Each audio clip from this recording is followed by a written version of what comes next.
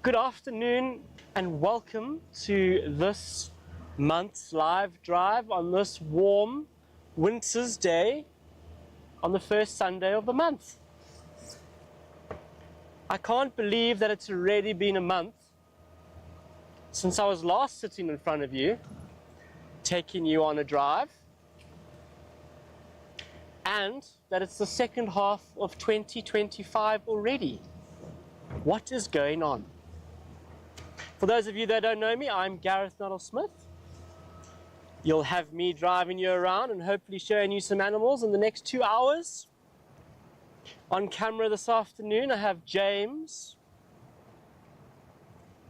On FC, we have Wiem.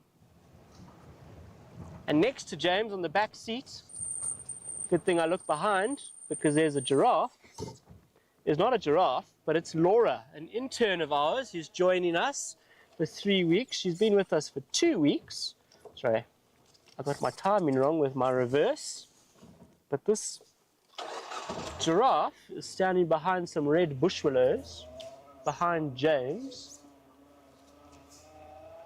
in a nice little gap that, if I can find it, should be a good way to start our drive. Oh. There's a couple of leaves in front of its face.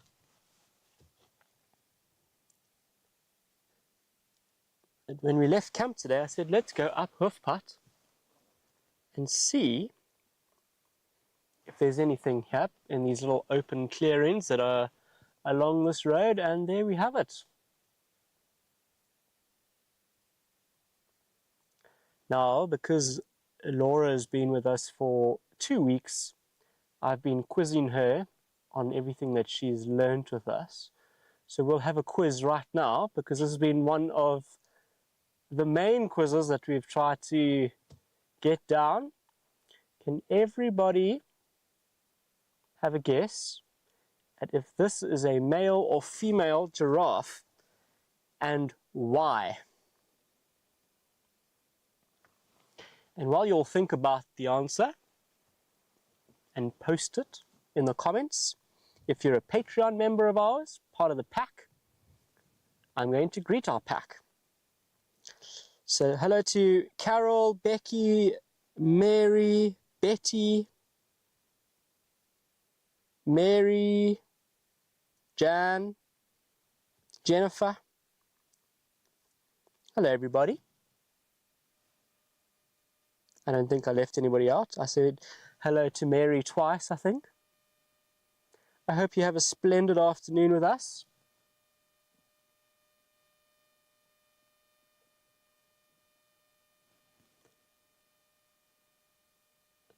Trying to see if there's anything obvious that this giraffe is looking at, because her gaze is fixed. Just every now and again you can see her ears sort of fanning backwards to have a listen, maybe just keeping us in check as well while she's focused on something. I gave it away.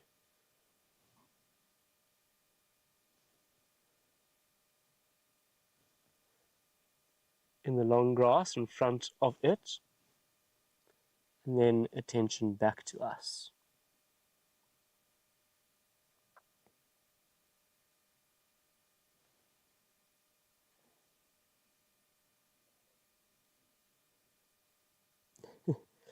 Yeah, so Mary's wanting the updates on the dogs, on the cheetah boys, and to see if there's any new babies. This giraffe is looking in that direction again.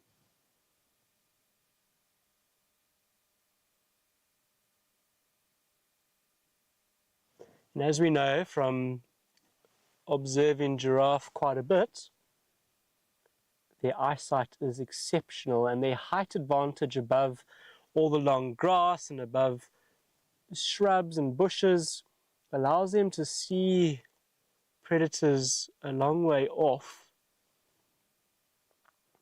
And this giraffe is all on its own, so you often find they are more vigilant.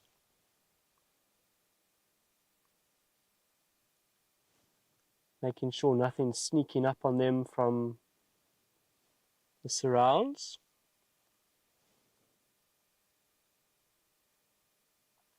Okay, so there's a few people asking about puppies from the wild dogs, and Mary's answered that question, but we'll get into that.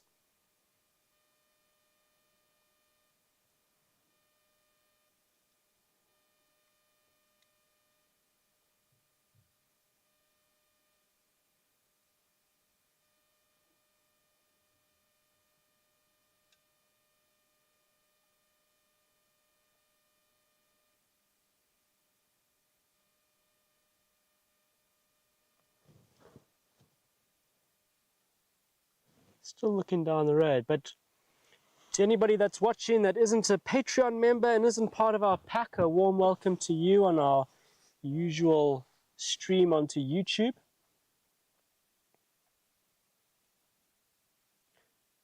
Just a reminder that if you do want to ask us questions and engage with me on this drive, you have to be a pack member. And to do so, you can sign up on our Patreon, paintthedog.tv.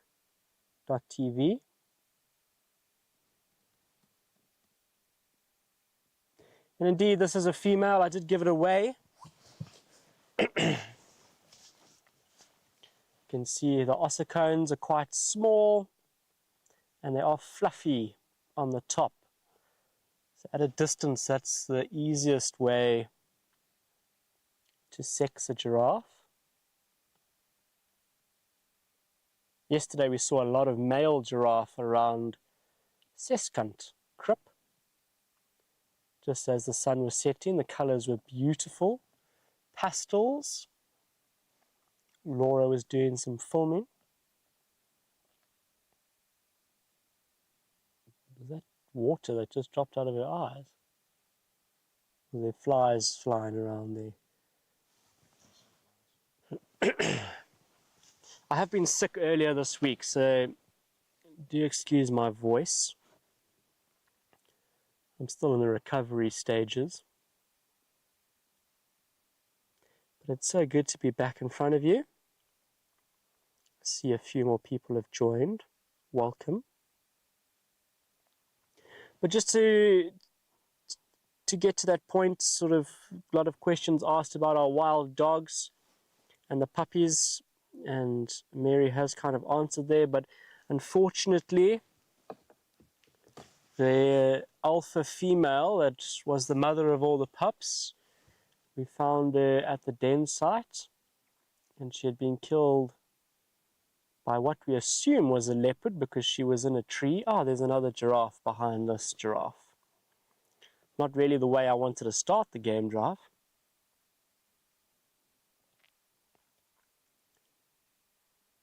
There we go. I was going to say, it's odd that we have a female giraffe on her own, but there's another one. Nice golden colors, especially with these orange leaves of red bush willows here on top of the crest, catching that light beautifully as it's sort of a backlit scene. So yeah, unfortunately our wild dogs have kind of dispersed a little bit. And I think it's something I'll chat a bit about tomorrow. You've got me again on Pack Chat tomorrow, so we can get into some of those pack topics during our Pack Chat tomorrow evening, Monday night. And maybe go a little bit more detail into what's happened.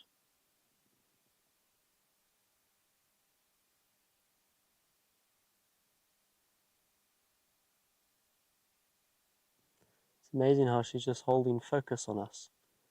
I wouldn't want to have a blinking competition with her.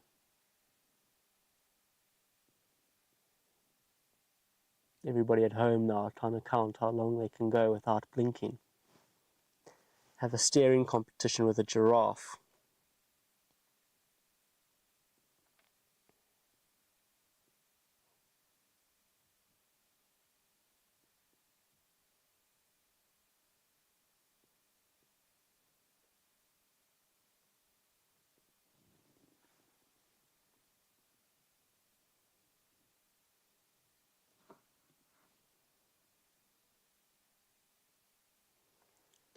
Giraffes all have these beautiful long eyelashes.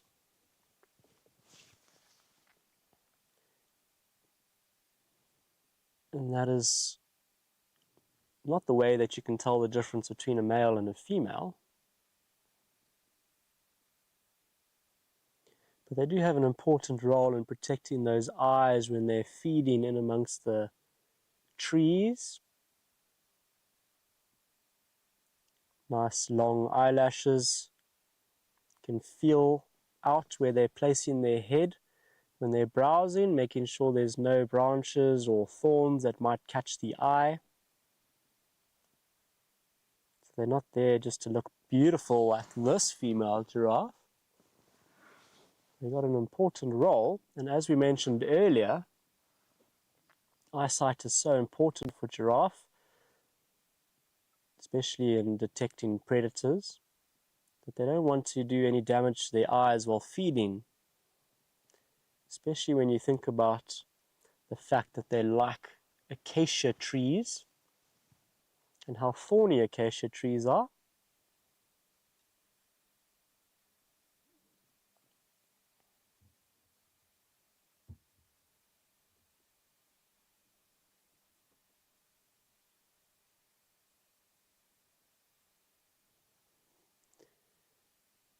She's really posing for us beautifully. That's a great screenshot.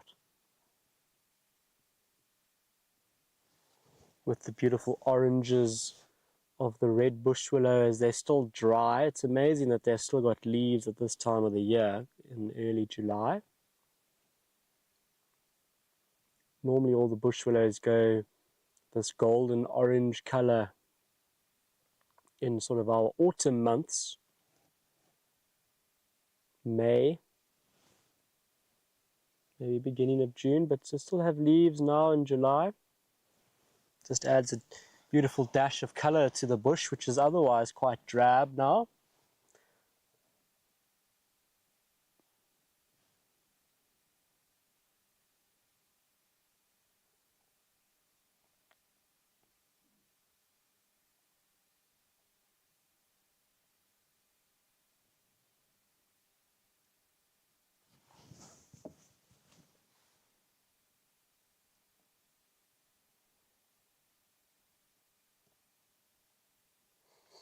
So Mary, I think Laura has seen a few more of the species that she was hoping to. Laura, have you seen more of what you were hoping to see with us?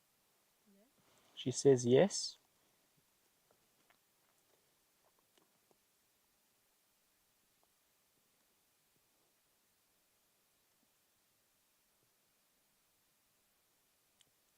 You did a pack chat on Monday, hey? Last Monday. So after our trip to the Kruger. So we took Laura to Kruger for a day, Victoria and I. We went in at Open Gate. We went down to Chikwan. And then back up to Open Gate. It was a little bit of a on the speed limit almost, because it was quite a long drive, and we had a bit of excitement as we had come in the park. We found a few vehicles down the road once we had left a cute little hyena den under the road, which was a great sighting in its own.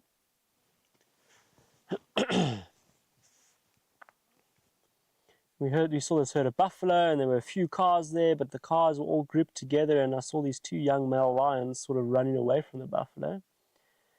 And then the buffalo and them had a bit of a standoff, but the lions kind of slept in the shade of a bush.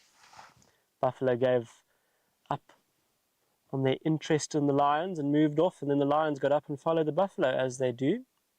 So we thought we'd wait it out a bit. I think we spent about an hour there, but eventually with binoculars we saw the two lions flop down in the shade of a tree as it got warmer. And we left, so we didn't get as far as Skukuza as we had hoped. I think we were quite ambitious there. But I think during that little day trip, Laura saw quite a bit.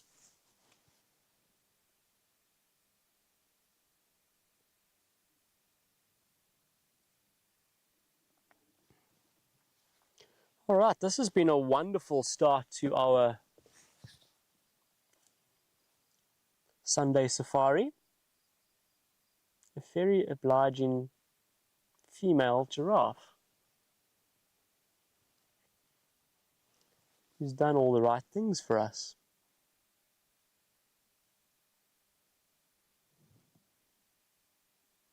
It's amazing how we almost drove past her. When you see her like that, you can see how they blend in quite well, that wide sort of screen we're getting now with the sun and the colors. It is quite incredible how they just blend into their surroundings. Just a great show of how their camouflage works so well. But I think we'll carry on and see if we can find anything. We've got about an hour remaining before sunset.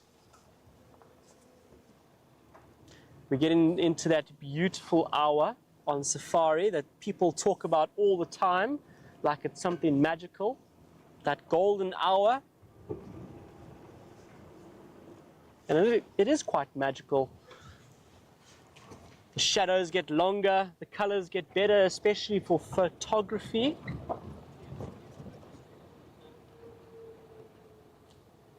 Am I cut? Okay.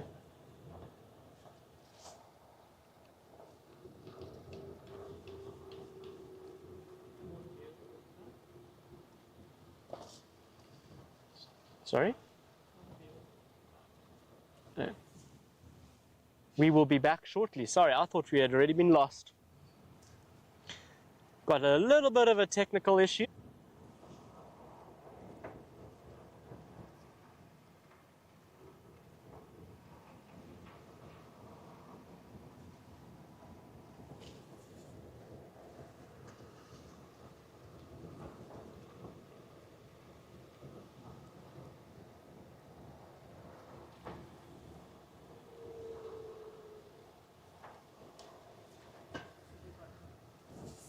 And we're back. Like I said, it was short. VM was just changing a few settings, so maybe you can tell us if you see a difference. But I was saying that the golden hour, that's the hour we're going into, so we want to kind of keep moving and see if we can find anything. Yesterday, Laura and I had a great golden hour. We went down to Leipert Dam. Then we had an elephant bull come and have a half-hearted drink. I think he spat more water out than he actually drank. And then he had a little bit of a mud bathe. So we're going to actually go down to Leipert Dam now and have a look, because we did have tracks of the herd yesterday evening coming south along the Sunsloot. So maybe they've come into this area. And then we'll go and check the crypts. This time of the year is obviously quite dry in the landscape. There's not a lot of water. And they all come into either the dams or to the little water holes that we call crypts here on Blowbunk. And as that sun is setting, rhinos are pretty predictable and having a drink. I know June Sunday safari had quite an incredible sighting, James and I think it was in Konzo, chasing all those rhinos around Seskant Krip. We also had the Blowbunk male at the beginning, at the end of drive, which was quite unique. That we found him twice with a little bit of predictive guiding. But Mamba Dam, quite a bit.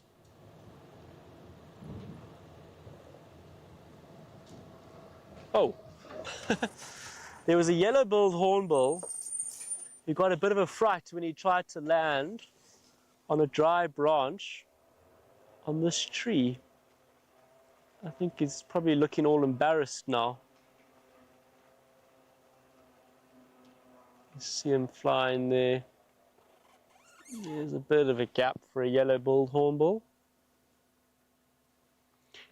He was flying next to us, and when it landed on a dry branch, the branch broke, and he ended up having to do a little bit of a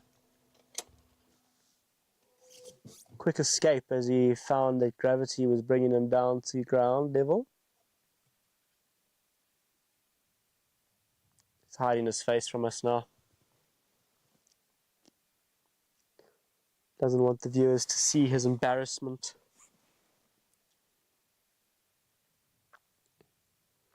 Hello, Ronnie. Welcome.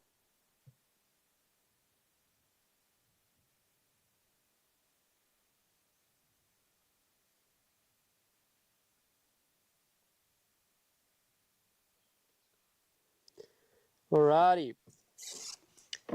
He flew a little more elegantly now as he flew away from us than he did when the branch broke. I'm saying he as I know for sure that it's a male, but I do not.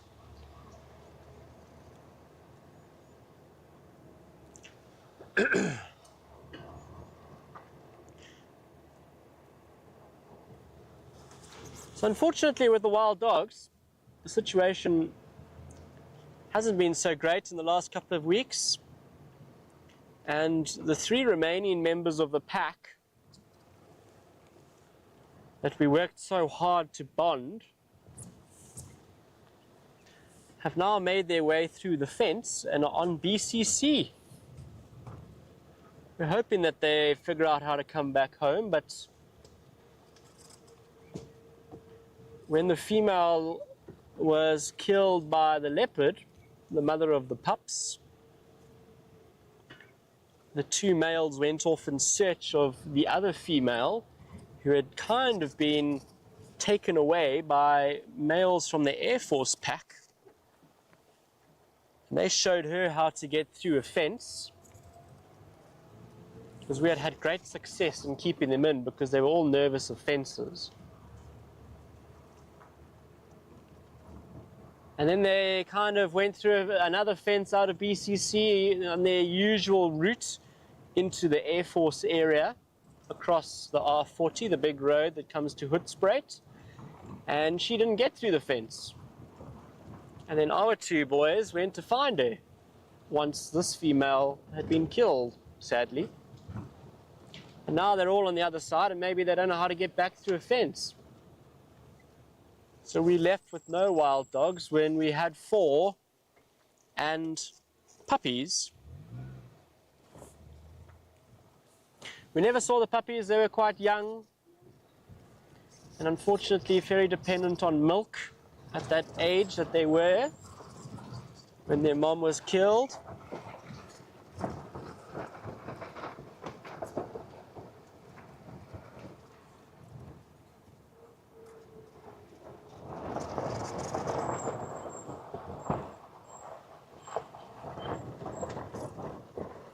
Oh, hello Zebbies. I don't want to spook them too much, but we've got, it looks like a herd of 4, and there's a little one there, hiding behind this dead knobthorn.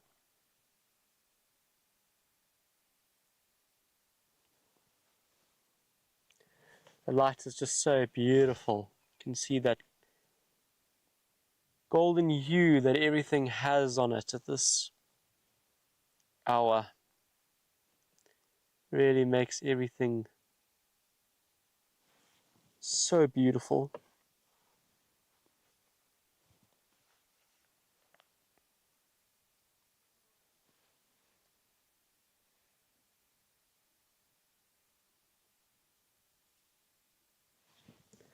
Carol, I did not see the eland at at.AEST, but I saw the picture that you posted. In the middle of the day, an eland was drinking at Camp Cam. Camp Cam is a very popular spot these days.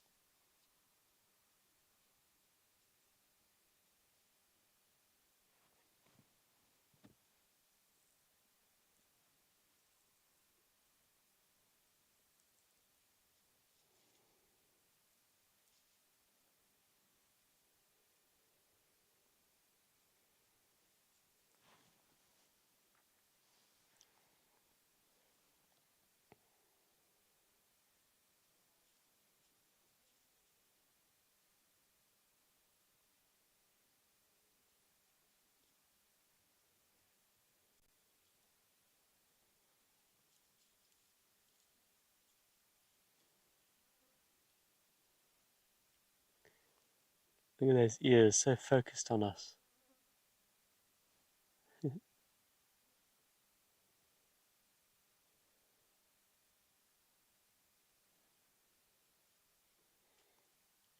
The zebra is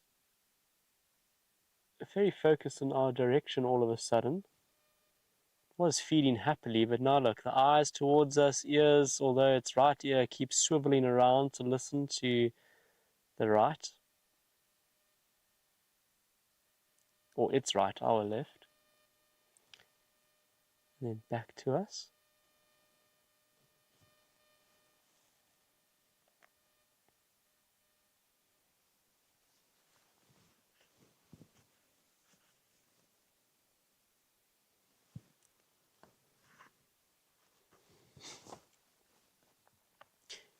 In wildlife in general, there's a lot of subtle communication that goes on between herd members, or if you're a predator like a lion, that's social, pride members. Lots of subtle communication that's not necessarily audible, all on body language and posture. A lot of communication is done through ears as well. If you think about a horse, which is very similar to the zebra we're looking at now, you can easily tell if a horse is angry or not when those ears swivel back and they drop their head and sort of come towards you. It's a similar thing in zebra. If they're angry with one another, their ears go back in an aggressive show. Body language changes, that posture changes, and so much of that is also dictated by those ears. Like now this zebra is a little bit curious in us, ears facing forward, listening.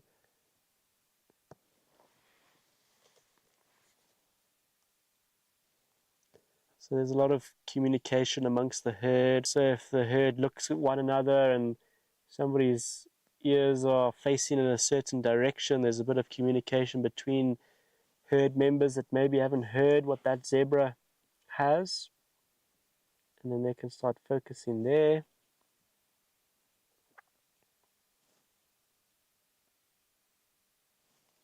Look how that light is catching the hair on the chin of this zebra. I'm going to try and pull forward just a little bit so that we can see the rest of the herd in here. I didn't want them to run away as we got here, so that we could at least enjoy a zebra for a little bit. But I do want to show you the little one. Not so little, but still little in comparison to the others.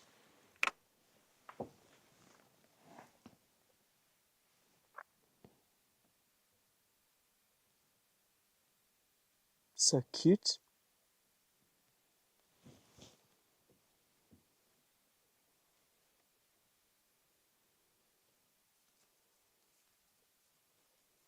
So the two mares that are behind the foal there, there's one that is definitely pregnant, but they both might be pregnant. The one in the front more so than the one at the back, but I think they're both pregnant. And then you got the foal and the stallion following up, who we've been looking at all this time.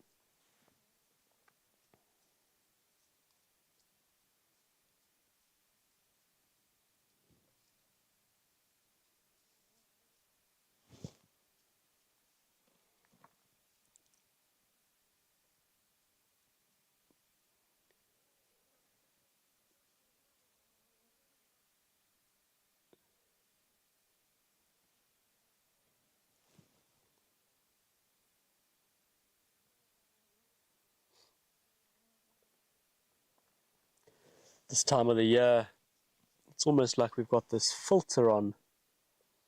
All the dry grasses and this beautiful golden light coming through.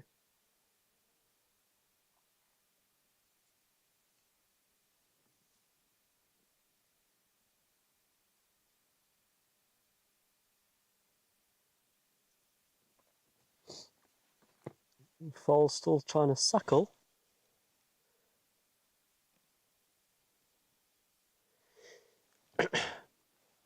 In these parts we don't have these big herds of zebras like you might see in the East African settings in the Serengeti and the Masai Mara.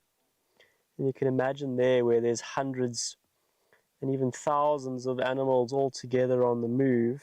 How does a little baby recognize mom? I know we all say it quite often, but their stripe pattern is like a fingerprint, individually unique, and a foal will learn mom's stripe patterns that they can find mom in a herd.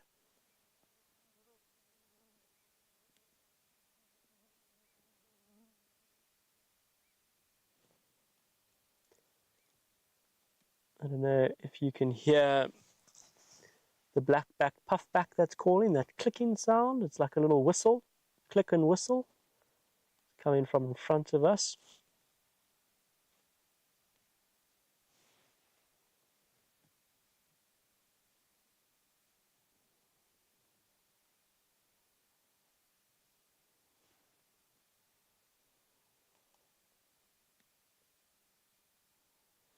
All right, they're starting to go off into the thickets. I think we'll continue down towards Leopard Dam and see if we can find anything interesting there, so that we can get up towards the crypts where the rhinos like to be at sunset.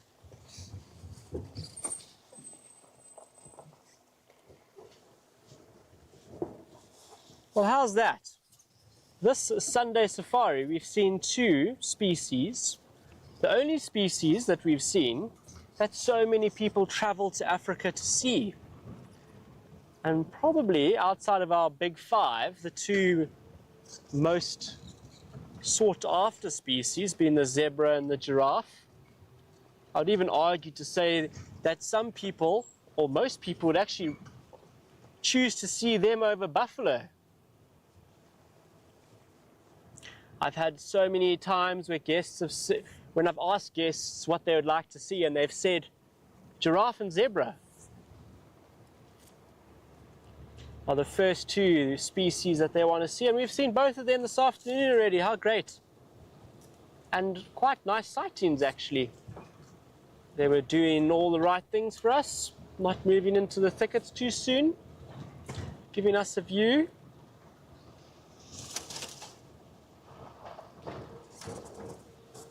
Here are some elephant tracks.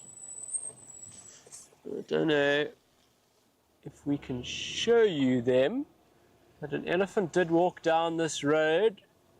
I'm trying to see if it's on top of the vehicle tracks that look more recent. Doesn't look like it.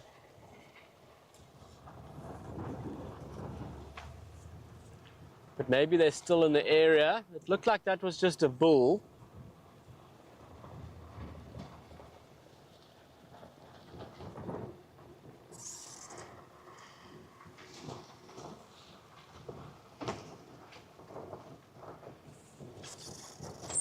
What would all of your top species to see on safaris be? Top 5. And you can't just say the big 5.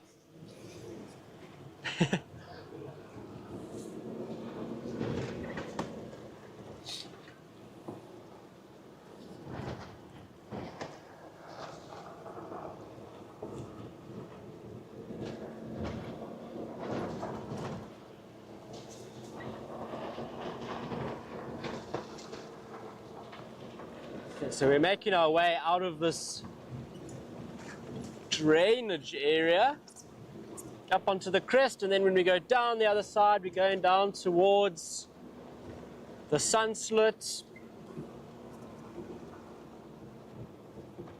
and Leopard Dam.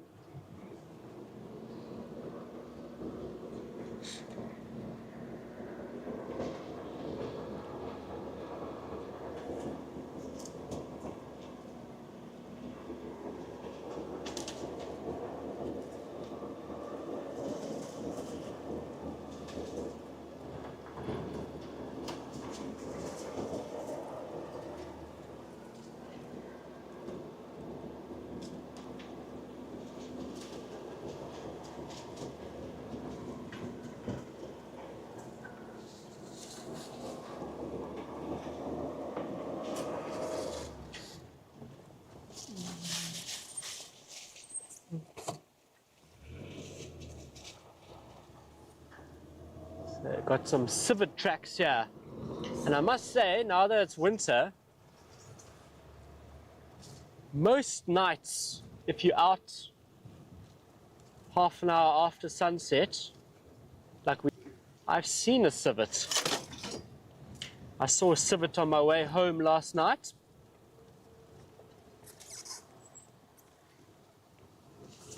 Other day, Victoria and I saw a civet that we thought was a leopard initially in the distance because it was so big. Probably one of the biggest civets I've ever seen.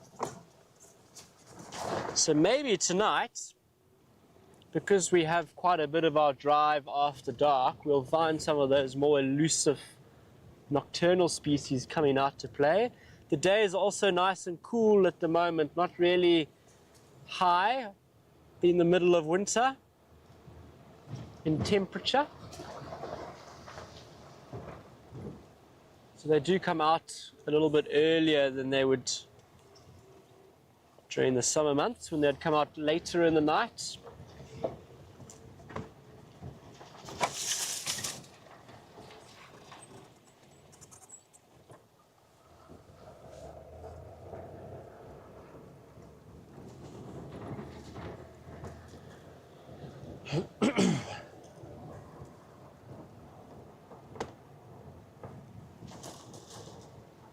Okay, there we go.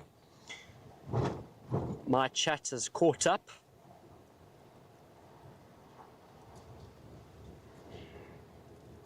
Hi, Michael. Welcome to the Sunday Safari.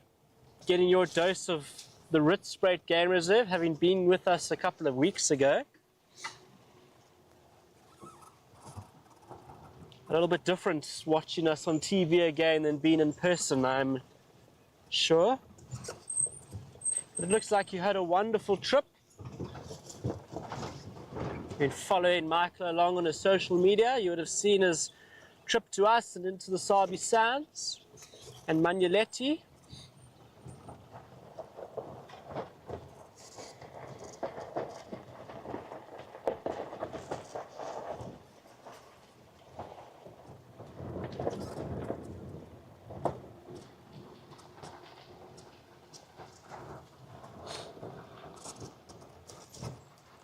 All right, do we have anybody at Leopard Dam?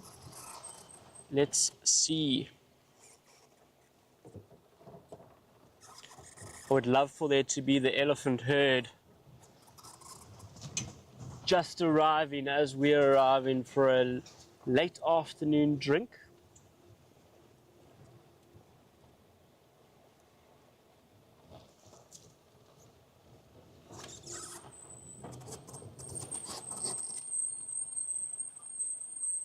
Is there a monkey on the other side, or is there something sitting there? Can you see that, James? Is it just a branch of a tree that's fallen over? I think it might just be the trunk of a tree. Yeah. Yo, at a distance, it looks like something sitting there. Okay. Let's go down and just have a scan along the dam. Look how beautifully flat the water is this evening. There's some monkeys here, actually. Are there any nice in the trees? Let's go to the edge and see if we can get a view like this of the monkeys. And we can watch the whole dam in case something does come down. There's a duiker running on the other side. There's looks like a brown-hooded kingfisher.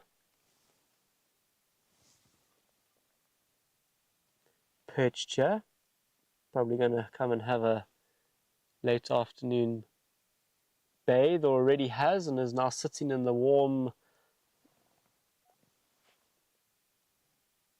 There's a monkey in the open.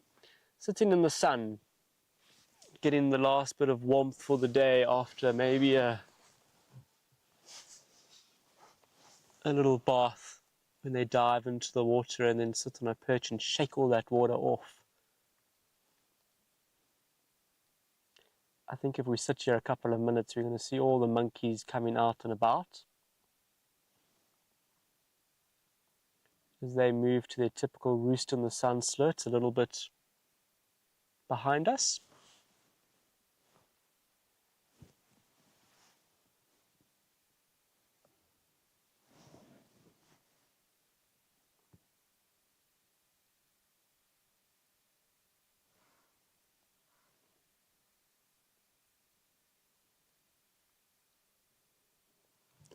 Oh, Mary, that's quite a list. Spotted hyena, that's pretty doable. We've been hearing them a lot more on the Rietspruit. Also had 2 drinking at Camp Cam. What's up with Camp Cam these days?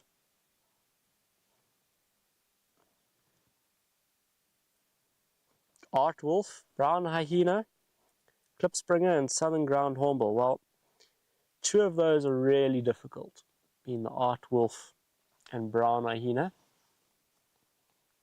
especially this part of the country. They are here though.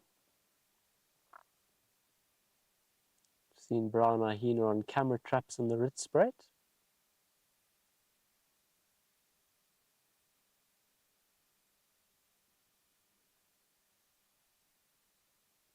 All these little monkeys moving about. There's a really cute one in the large fruited bush willow. James, yeah, if you come right and then up, there's that like branch that's pale there. Oh, there we go. This is a cute little vervet monkey.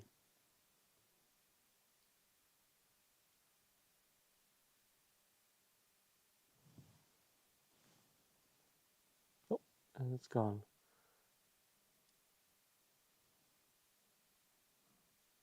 It was sitting there for quite a while, and now as James got all the settings right, after being in the shade with the rest of the troop, that little one bounded away. And our brown-hooded kingfisher has also just flown away.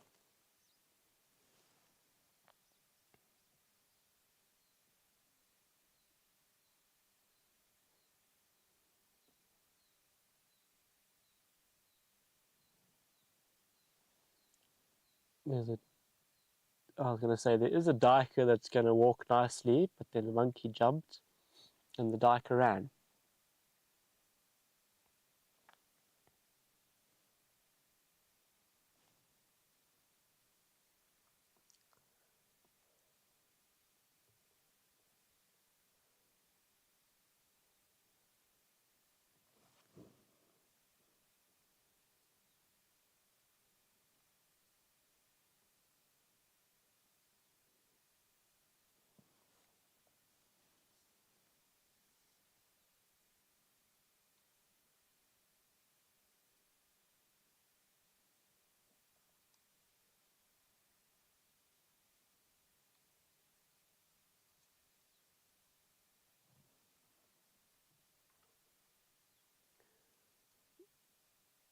It's always interesting when you're watching troops of vervet monkeys, what the little ones are up to, and how they get more adventurous as they get bigger and they move further and further away from the adults. You can just see all the little ones moving behind that male.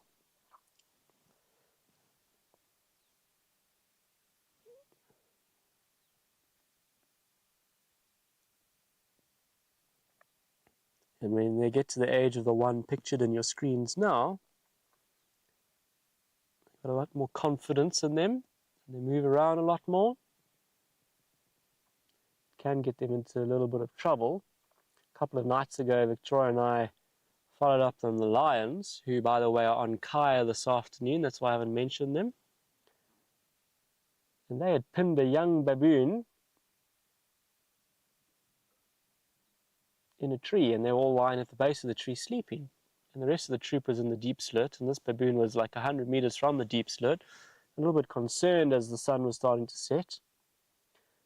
But it was probably a case of it's a young baboon, not young, kind of like this one, if you compare this to an adult, this one that's getting adventurous here. walking around on its own across the road.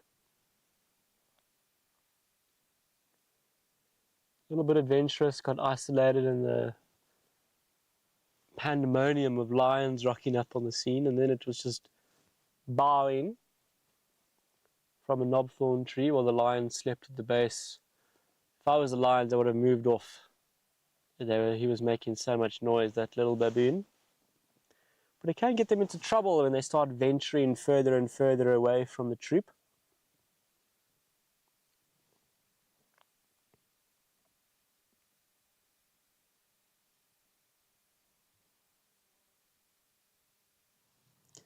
So what stands out quite noticeably with this vervet monkey in picture is his very bright blue scrotum. And the bush hasn't got a lot of colours. That is certainly a colour that stands out. And in vervet monkey society, the more intense the colour, the higher ranked the male and the better health he's in. It's a very, we were talking about subtle communication earlier with the zebras.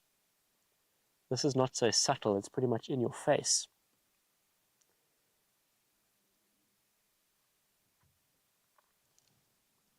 But there's a lot of troop politics that take place in vervet monkeys, and social hierarchies are very important for troop stability.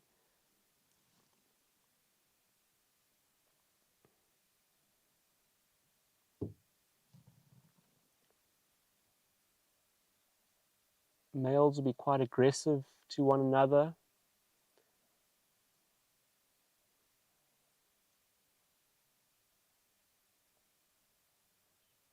And this is just quite a unique feature amongst vervet monkeys. Easy to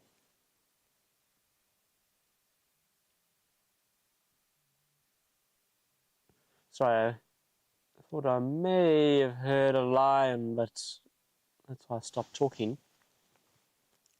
I thought I heard it and I stopped, and then I started talking. I thought I heard it again, stopped talking. Can't hear it now. Yeah, a very unique feature, especially in sort of southern Africa, where vervet monkeys have that bright coloration. But if we think about all other species, antelope especially, bigger the horns, bigger the mane, bigger the body size, bigger the tusks, all indicate a very fit and healthy male that is going to make challenges second guess a challenge. You don't want to really interact on a physical basis. Archer, the chance of injury increases. So it's just an early sign on how healthy he is.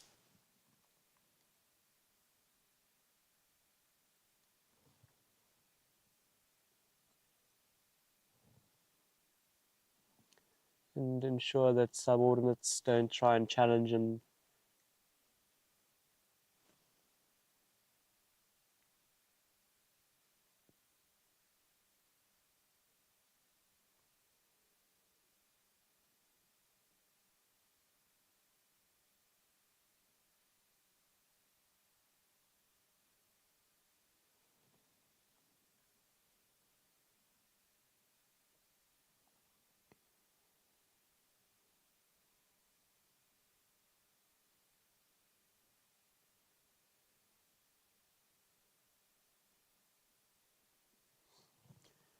Mary, the troop of vervet monkeys around Hace haven't really been there a lot recently.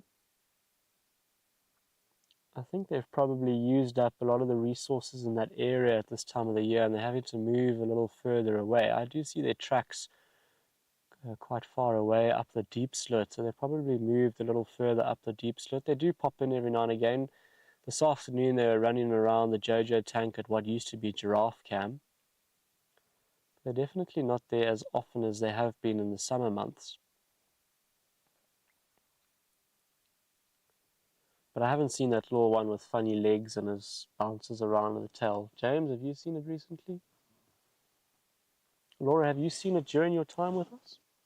Laura shakes her head, so no, nobody at AEST has seen it recently, Mary. But like I said, they haven't been spending a lot of time around AEST the last few weeks. They pop in every now and again, but that's more to see if there's an open door and they can get their hands on a loaf of bread or something.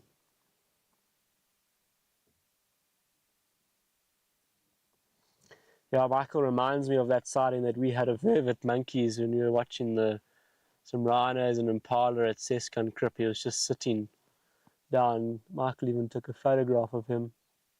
He was a very healthy male, a vervet monkey, very bright blue. It's very noticeable. These monkeys are trying to gather up as much as they possibly can now just before sunset. It starts getting cold. They're not too far from their typical roost here at Leopard Dam up the Sunsloot. They seem to be feasting on something there, little berries or nuts maybe. I can't quite make out what it is. It might be dried berries. It looks like this is a raisin bush that they are tucking into here. But I think while we still have a little bit of light, let's head up, sort of get towards Kudu Krip, Seskan Krip. Last night we had Lula and Kalula drinking at Kudu Krip at around this time. We're not too far from there, obviously. All of our sightings this afternoon have been great, where the animals haven't moved off quickly. It's been lovely to sit and talk about them a bit. Unfortunately, no Ellie's here at Leopard Dam. I do think let's try get up onto the crest and see if there's any sign of rhinos. Also, Kudu Krip 2-3 hasn't been around AEST the last little while. I think it's been a while since she was on Camp Cam having a drink there, so she's probably doing her usual routes where she's quite often around Kudu Krip or Seskan Krip. So maybe we'll get lucky and have her drinking at one of the crypts with some rhinos, or after some rhinos. But it's up the drainage line here. You can see the bigger trees off to the left where these monkeys like to spend most of their nights. You often see them here if you're in this area in the mornings, sitting at the top of the tree trying to warm up. And then in the evenings, they're always around this area coming into the drainage line north of the dam.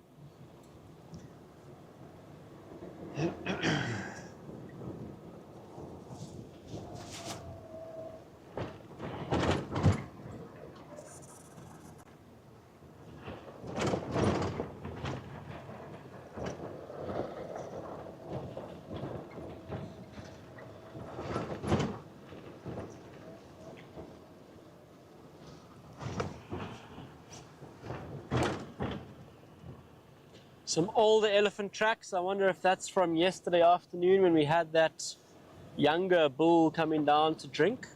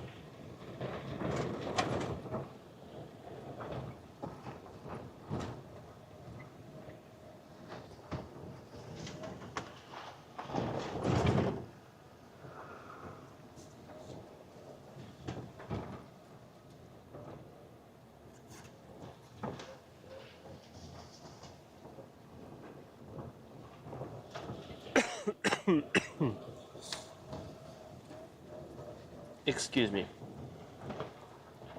And my coughing. All right, so we're getting close to that little pump house area. We had a drive with, I think had Andrew on camera where they were ripping up the pipes, the males here, to have a drink. End of last dry season, which cut off the water from all the crypts in the reservoir. Those of you that were on that drive, do you remember those times? Naughty elephants ripping up the pipes for a couple of weeks. So our plan from here is to go up to Kudu Krip and see if anybody's been there, see if we get any tracks, any sign.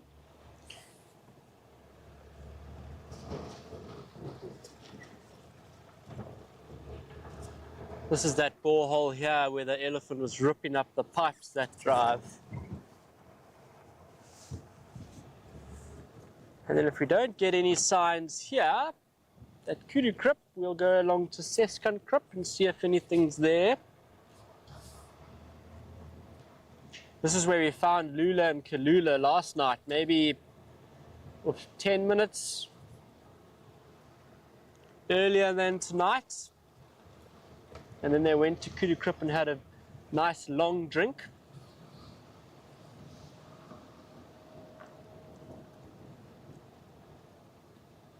You can see on the road a lot of dung, well, that's elephant dung.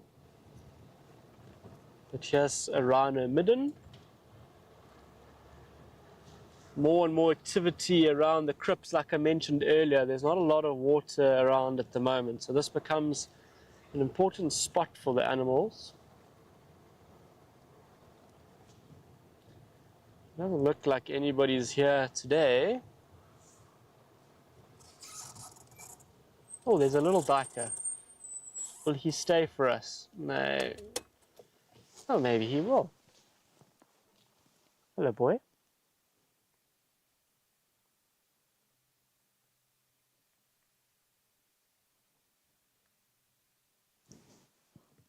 He's trying to figure out if we're safe or not. I think he reckons that we are okay. I thought he might come back to the water. He looked like he was going to come back and finish off his drink. He's just slowly moving. What you can see, which is quite obvious with him now, is that pre-orbital gland just under his eye there, that little black spot, little gland that they've got there, which they use for scent marking. You can see it there, quite noticeable. It's not often we have duikers that stay on camera long enough for us to see things like that. Normally they bound away.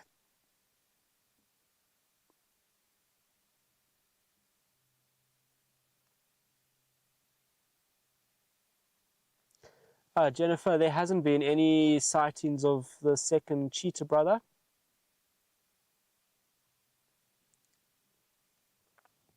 We've only had the one.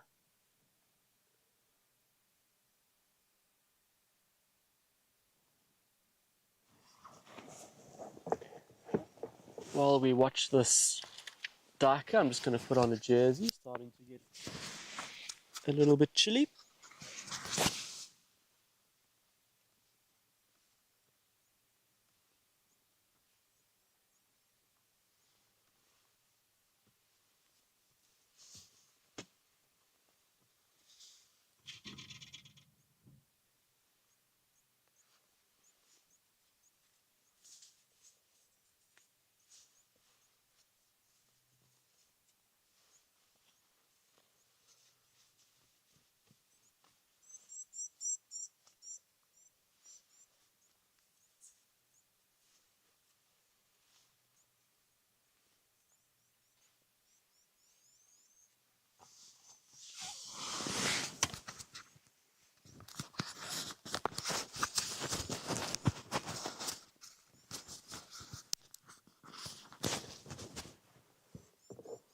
I've got my first layer of defense from the cold as it starts to get a little colder.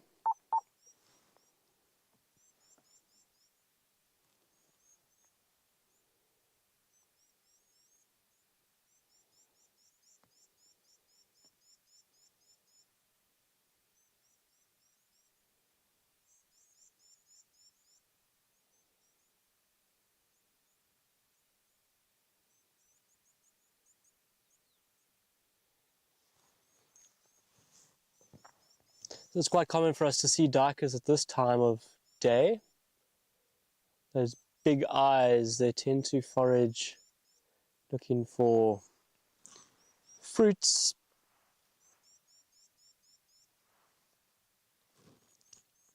in sort of dusk and dawn times, a little bit better vision at night.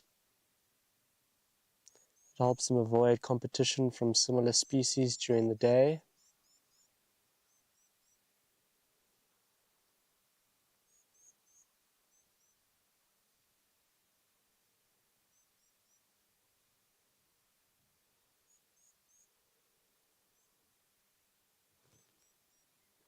It does, however, put them into that activity period when predators are most active.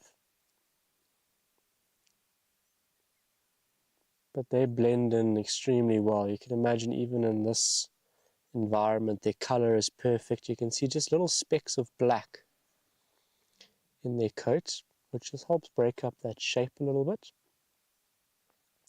And they are extremely agile and nimble.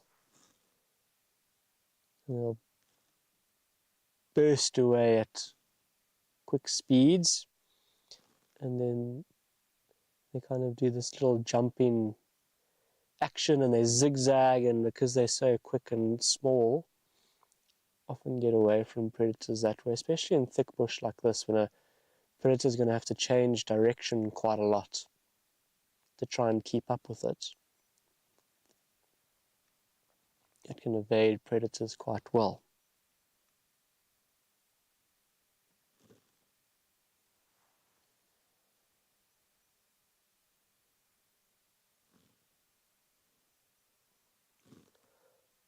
Alright, well, he moves into some thicker vegetation behind the crib. I think let's try and make our way around to CEST crib before it's dark. Hopefully we get some rhino action. There's no rhino action here. I can't see any tracks in the sand around the crib either, so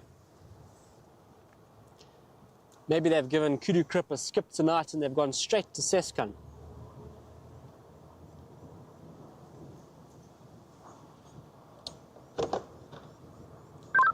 Stations, my radio has been down for the last half an hour. Any updates?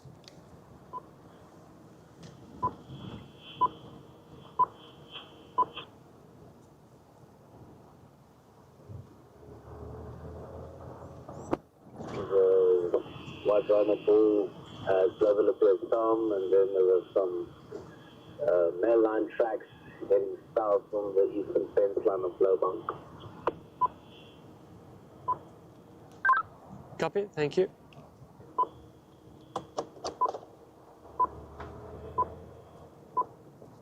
It looks like there's something there. I don't know if it's a fallen over tree. It's James. You see the tall dead branches there. I thought I saw something at the base of them. They're sort of sticking right up. Am I seeing things? I'm possibly seeing things. Let me just try and see with binoculars. There's this one little bush next to us that's fallen over that's kind of making it difficult for me to see through this.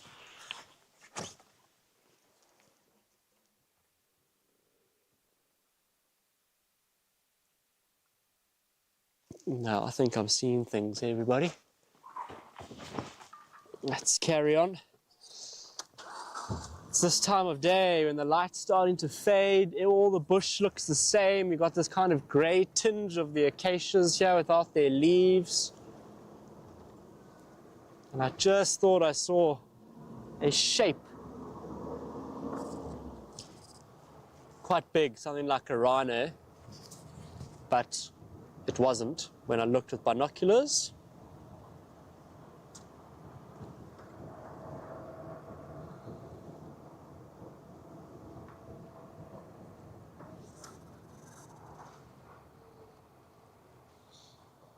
Nobody walking down the road.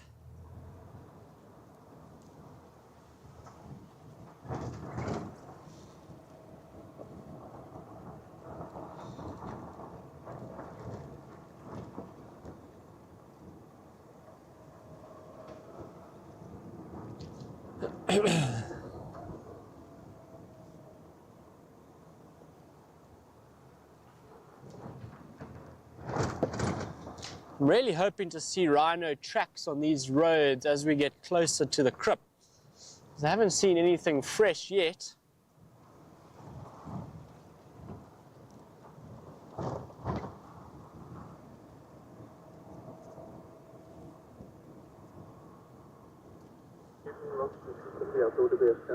Few stations on lock.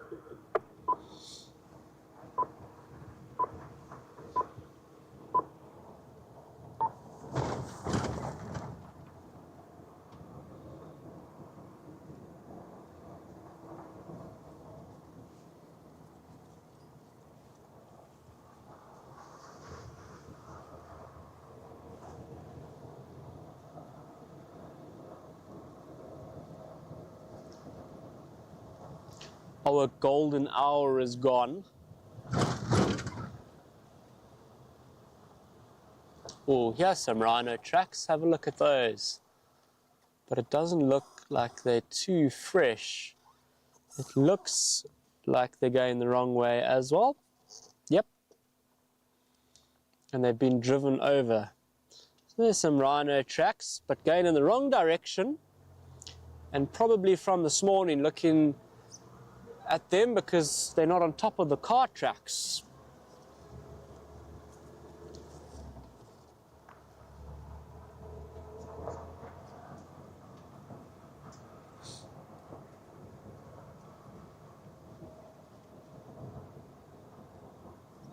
It's amazing how quickly it starts to get cold as soon as that sun drops onto the horizon.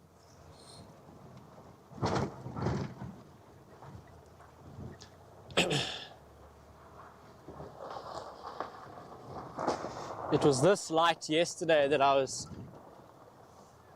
that Laura was exploring with the camera with giraffe around CEST crypt. For me, it's very pastel-y. Everything's kind of subdued, even tones. The mountains have these purple hues about them. The greens are just soft, if there is any green still. Any of our evergreen trees, like our apple leaves, and our shepherd's trees that are around CEST crypt. Got a last little bit of sunlight.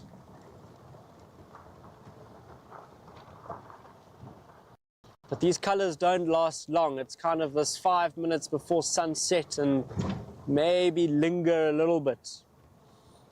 Like 10 minutes after sunset. If you get your timing right, you can get some interesting photographs. Especially if animals are sort of isolated from their backgrounds. I think of pictures of leopards from the Sabi Sands. Oh, there's giraffe. And rhino tracks. Also going the wrong way. Let's see if we can get a good angle. There is a car near these giraffe. But it's quite a nice scene. I'm going to stop just after this drain that we're going over now. And you can see those colors are beautiful.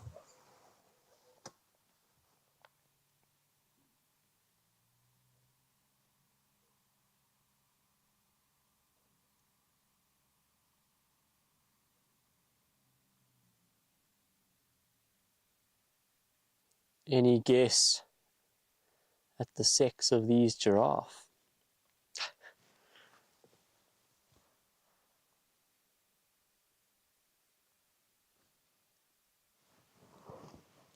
There's another one behind us.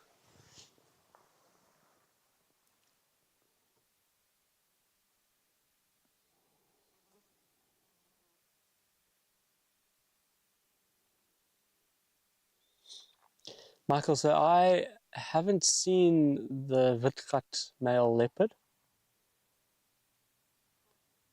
Andrew used to talk about him a bit when we started here, but there's been no sign of him, and I think with the extent of the Blowbunk male's territory through Blowbunk, he goes all the way from the Sunsloot to the Deep Sloot, Hace, up all the way to Leadwood. I don't think there's much space for a young male leopard.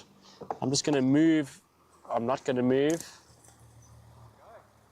How's it? No worries.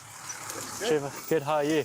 Right, just went walking trying to find my jacket. How's it? You know that block when we were with the lions the other night? Did it get We stayed hooked? for quite a while, and then we were trying to make our way out. I think a tree must have Oh dear. jacked it. No, it was quite thick in there. It was very thick in there. Yeah. Anyway, Good. good afternoon. Thank you. You too. Anything at CEST? Nothing. I'm waiting to see if it's probably in a half the walk. Not okay. Cool. See the entrance? I had a bull yesterday at Leopard Dam, and then there's tracks. So here, like CEST, Lemonduri, Kudu Krip, but there's no elephant. Cool. Enjoy it.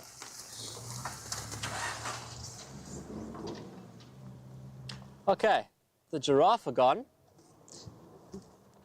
Trevor said there wasn't anything at CEST, but we'll give it a go.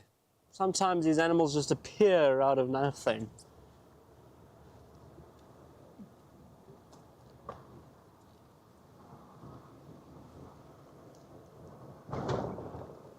But there was a big bull giraffe and a female in that shot that I showed you.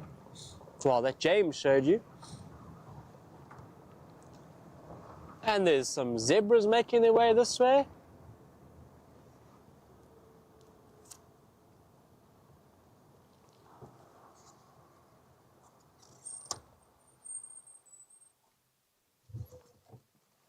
It's nice having the giraffe walking towards us and now the zebras walking towards us.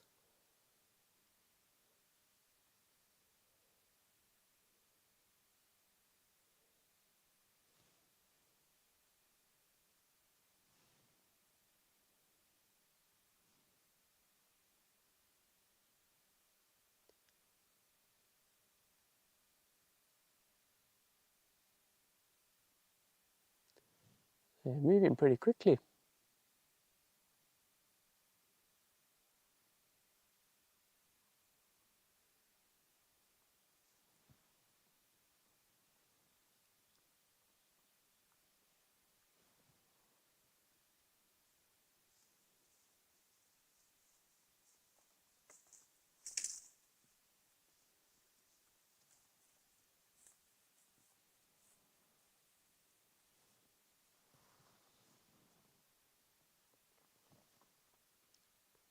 Looks like there's 5 of them here from what I've counted.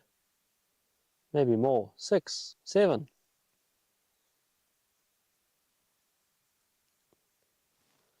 Oh, they are moving quickly.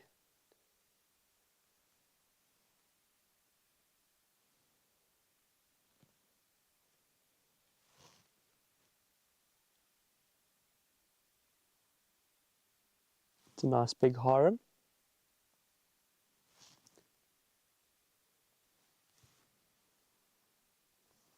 Alrighty, well they've moved past us now. Let's go back to the crypt. Well, go to the crypt. I love these, I don't know, 4 or 5 Timbuti trees here on the side of the road. There's probably 1 Timbuti tree with, well, it's actually 7 or 8 stems.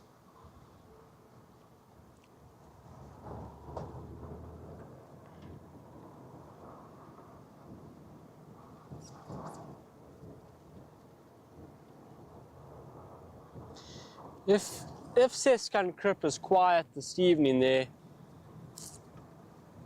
always a chance that because it is a bit more quiet that you get a leopard coming down to have a drink.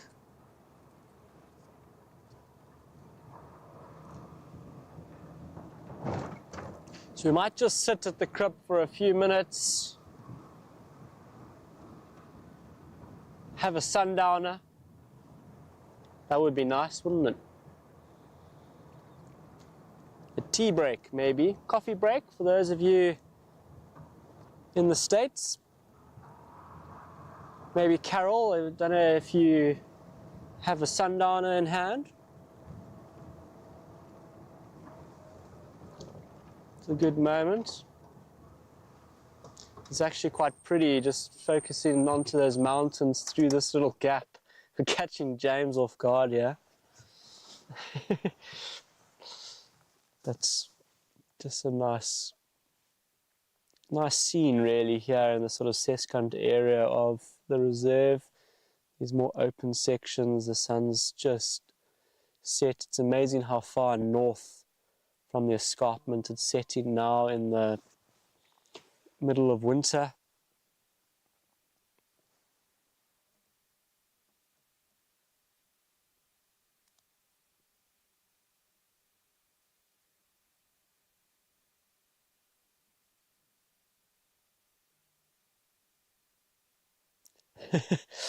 Yeah, Mary, I was starting to get intimidated, all those zebras coming to me. But as they got a little bit closer, they decided that they had lost their nerve slightly. But how pretty is this? That's a pretty cool screenshot of this afternoon's drive.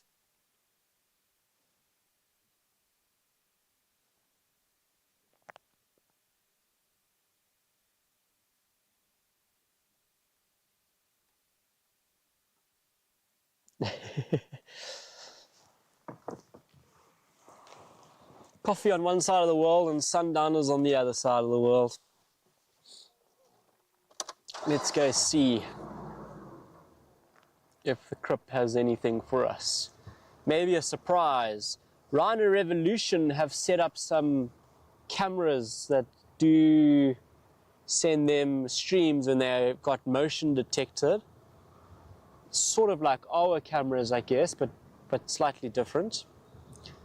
And there's a constant live stream, but they've had brown hyena at Seskankrip a couple of times in the last week, maybe 2 weeks. Also the black rhinos have been drinking here.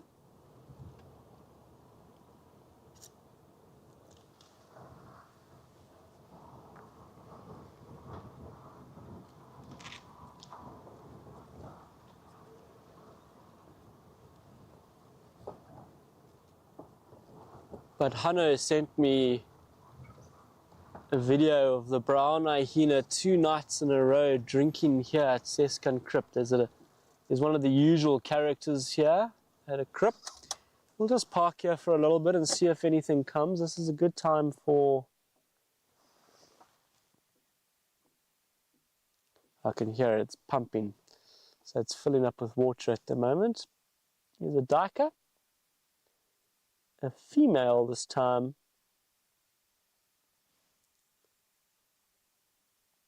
This is a good time of the evening for rhinos. Oh, there's rhinos, I think. Are they? Laura, did you see?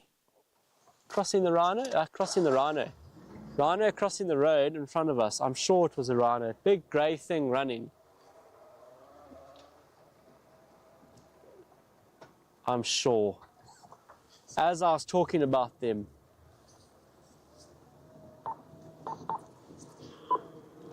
So it sounds like the crypt's filling up. Is there water in there? Oh, there is. Up, there's rhinos. They're coming for an evening drink.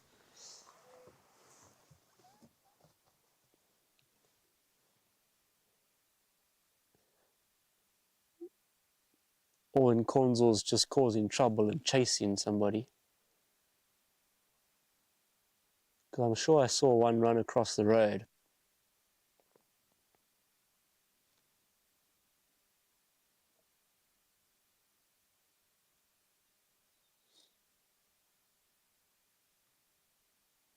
Rhinos are so predictable coming to water in the evenings. It's always worth just sitting and waiting for them.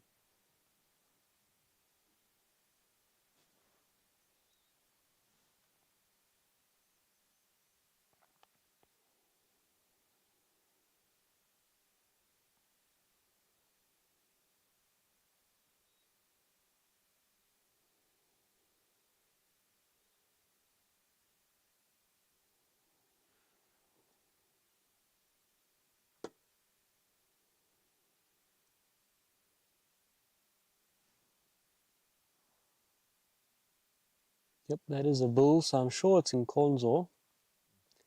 He's recently had his horn trimmed, so he doesn't have that diagnostic kind of step that he used to have in his horn. Let's go up the road and see if we get an idea of their movements and if they are going to come here towards the crypt.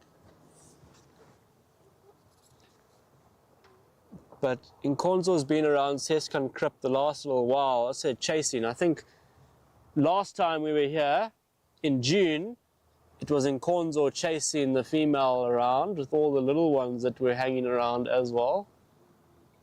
He's still at it, everybody. Okay, so there's a rhino. Is that him or is that another? Ah, there's another two through the thickets there. So I did see them run across the road. It wasn't my eyes playing tricks on me. And it does look like they're moving away from Nkonzo. The two rhino east of the reservoir and one other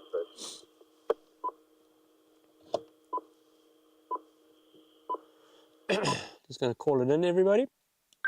Stations 3 white rhinos north of Seskan Crypt, mobile southwest.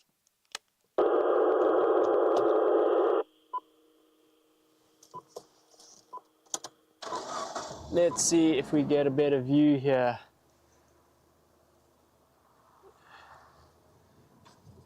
This is not a new road, everybody. This is a mitered drain.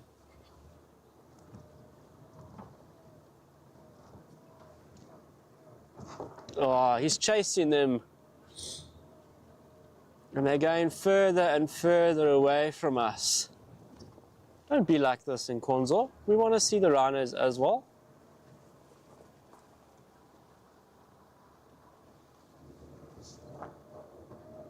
I'm just going to try and see if we can get ahead of them and get a look at who it is. It looks like mom and an older calf.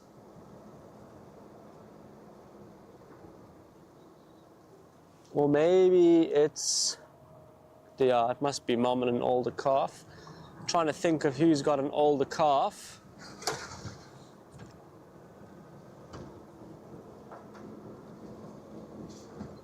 Because there's 3 little calves running around at the moment.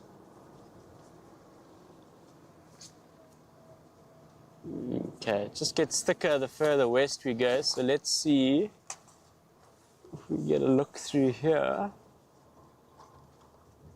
We might have a decent visual of Nkonzo. Still got a bit of white paint on his bum from his horn trimming. Mobile again, is there any update?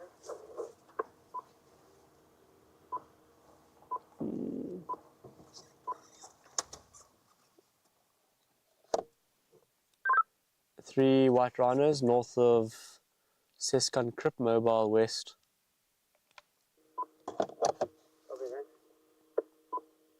Okay, slow down a little bit, just grazing on the shorter grass here. But the other 2 are behind a thicket, so we'll just see if they come out for us.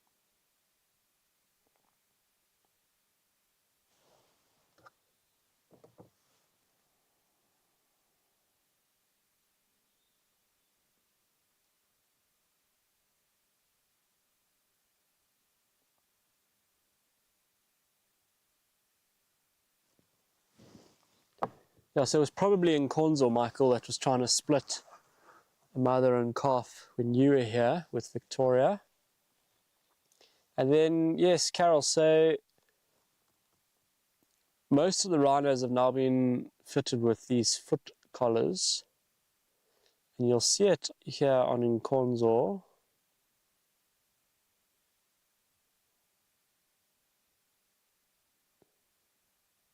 Is it Nkonzo? Yeah. There he is, front left foot there. He's got a foot collar. You can see there's a bit of solar panel. These are new additions to our rhinos just to keep track of them a little bit better. Help us monitor the population on the Rietspruit a lot better. There's clever technology in these collars.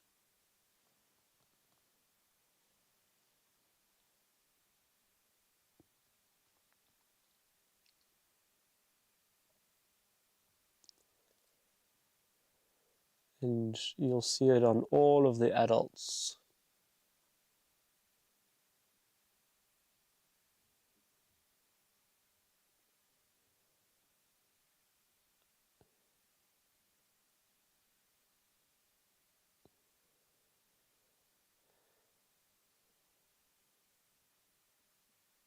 And just hear the others moving through the thicket here that the males entering now. They're coming out on the other side there, James.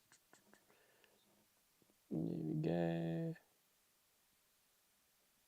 It doesn't look like an adult female,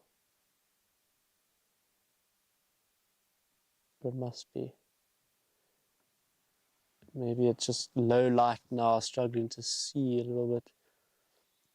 The calf is about to follow her out.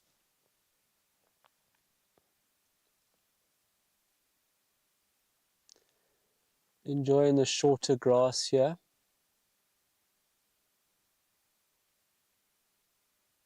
And here comes the little one.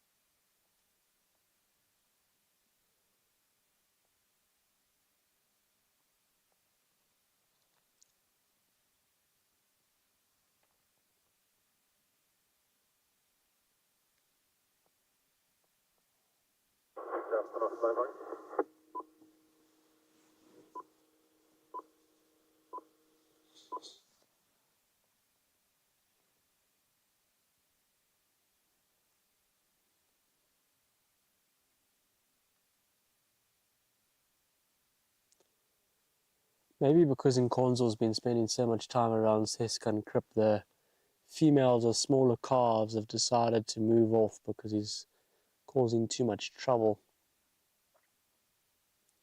Trying to keep their calves at a safe distance from him.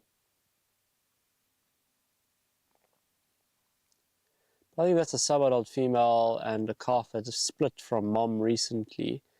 I'm not too sure exactly who it is, unfortunately.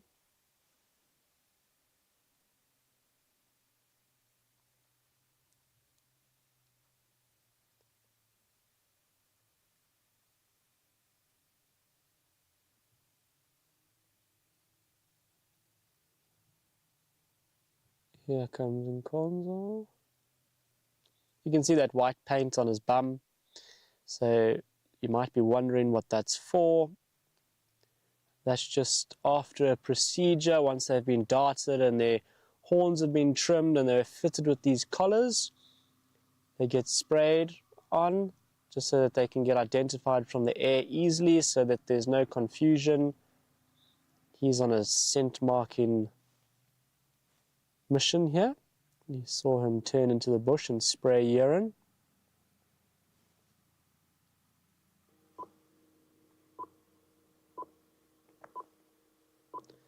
It just means that they stand out from the air, so you know that this rhino has been done. You don't have to have a closer look, because normally what happens is a fixed wing will find rhinos, and then a helicopter will come in and identify if they need to be done. And the fixed wing flies a little bit higher and doesn't know if the horn's been done or not, so they just get a bit of spray paint, because often these operations last a couple of days. You might see the same rhino over and over, and it's easy to identify if they've got a spot on their bum or a line on their back, which is quite common. And that will all just come off soon. Go and lie in some mud or brush up against bushes, it'll come off.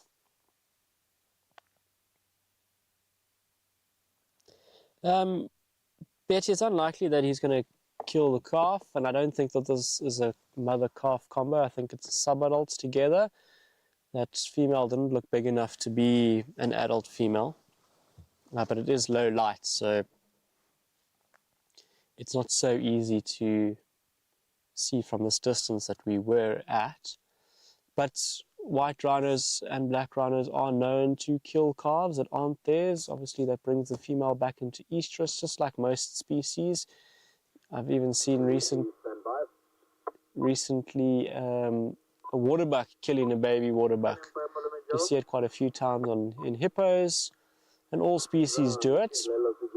So rhino isn't an exception to that. They've turned around now and are coming back towards us, so maybe they're going to come back out here. Let's see. But these rhinos are quite big. Also, if it's a young male who is getting in the way of a big male trying to mate with a female or split a female away from all the calves, a challenger, then a big bull might try and kill him. I've had a few situations where I've had to look at natural rhino deaths when I was at Mala Mala, and it was young males, sort of sub-adult, starting to get to that age where they're thinking about challenging males but aren't really big enough, or are looking at females and the big male isn't around, and then he is around. That has been killed. It's more when they had horns and they would puncture into the heart and the lungs, going under the front leg and the soft tissue. But also one case after we had done the initial dehorning of our rhinos, we had a young bull that had been killed by a big bull, and it was just blood force trauma to the head, and the body obviously had been rammed a lot. So they will kill younger animals and competitors, but this situation, these animals are a little bit older.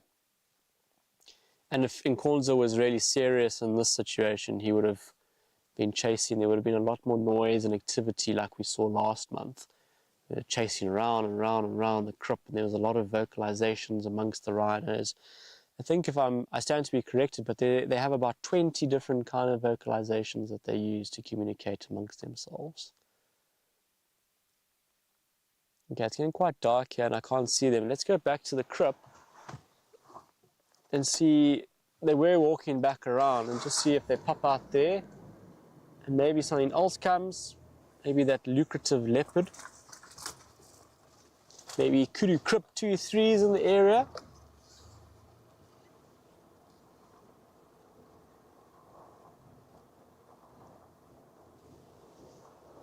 But I think in this situation that we've just seen here, it's sort of less likely that something like that would happen, Betty, compared to last month, when we had all that rhino drama here at CEST Crypt. If something bad was going to happen, if a male was going to kill a calf or seriously injure another rhino, it would have been last month.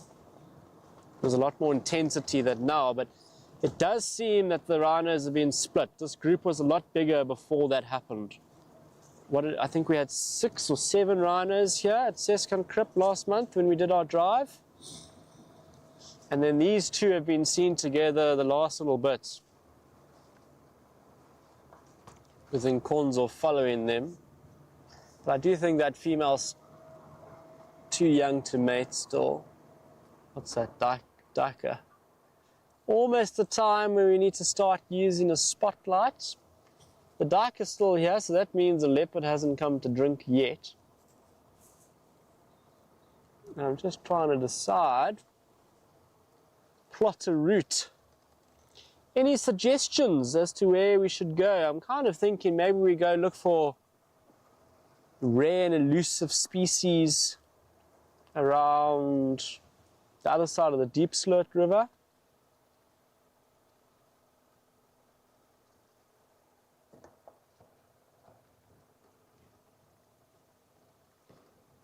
Michael, I'm not sure about that.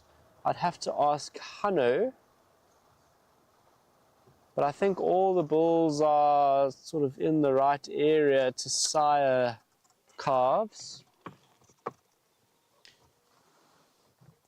But the 3 females have been spending a lot of time. They were here at CEST and at Pofadder Dam, Lowveld of South Dam. That's where they spend a lot of time. And those kind of areas is Ubuntu and what's this one's name? In Konzel. Been saying it all afternoon and now I go blank. Whereas Ringo is further south from here. Ringo comes right up here. He might come to CEST, but he goes around to Kudu Krip. So, I don't know, but we don't follow them enough to know exactly what goes on all the time.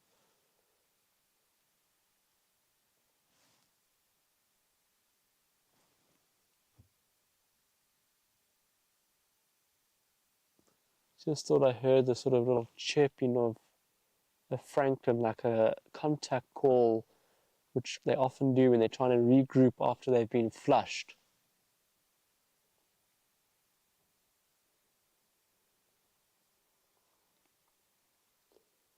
Let's sit here for another 5 minutes, enjoy our sundowners, or our sun uppers, if you're having a coffee.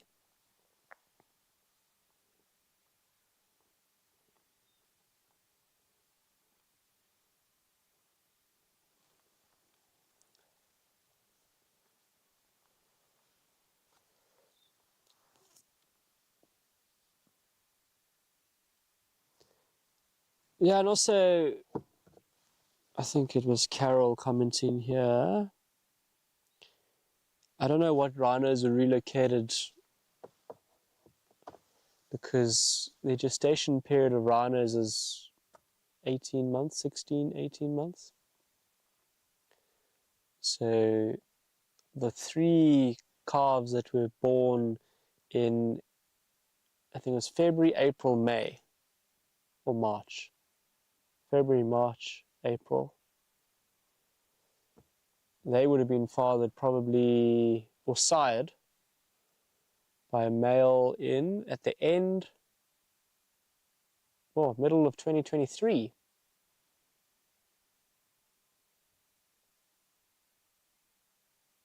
Yeah, sort of just maybe September 2023. So it's a while ago. Who were the big males around then? But I will ask Hanu from Rhino Revolution and see if he has better idea than I do. He's obviously been following these rhinos for a long time.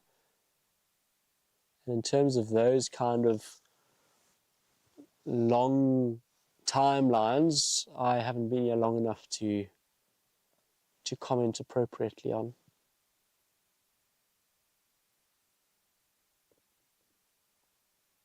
This little darker coming for a drink here.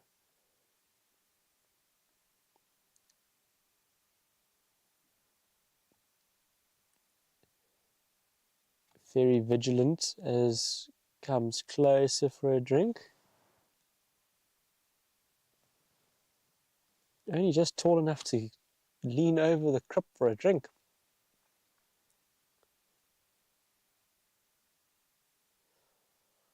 I think once this dark is, sorry, excuse me.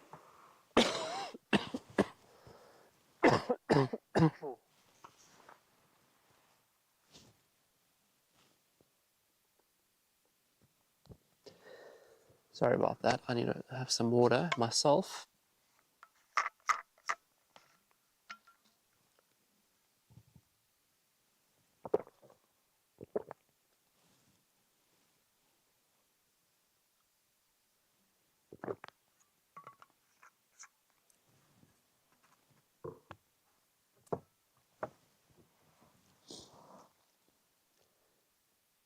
That was a wonderful shot of this male duiker having a drink. Look at how he's bounding away now. They can almost leap 2 meters from standstill. It just shows you how nimble and athletic they are, which they need to be to get away from predators, like we were talking about earlier with the one at Kurikrip.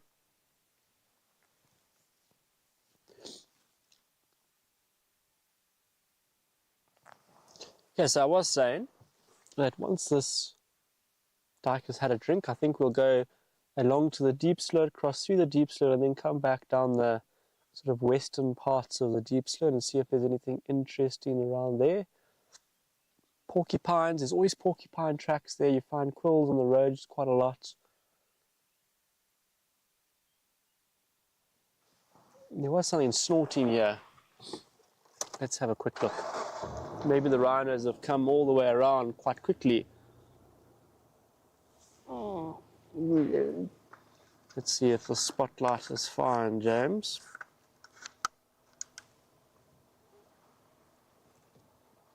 Should be. Okay.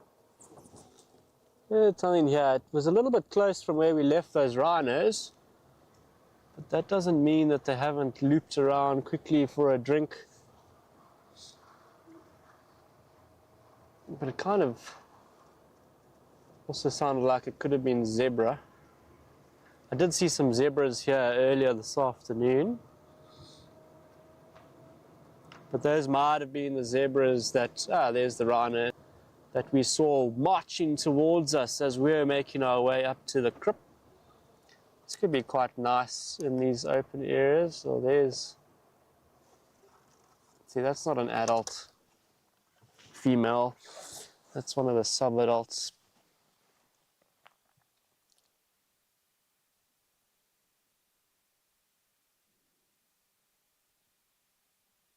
I can't get a notch number there. It's too dark. I'm not too sure about Nkonzo.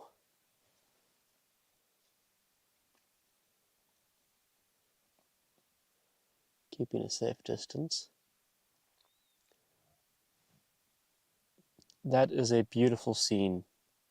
The mountains in the background, rhinos walking to the crypt in the foreground, and we can loop around and watch them have a drink. If Nkonzo lets them have a drink.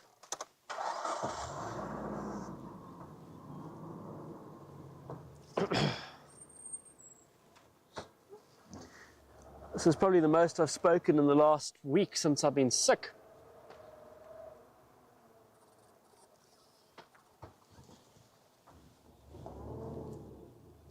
It looks like they want to go towards the crypt, but they're now coming out past us here on the road.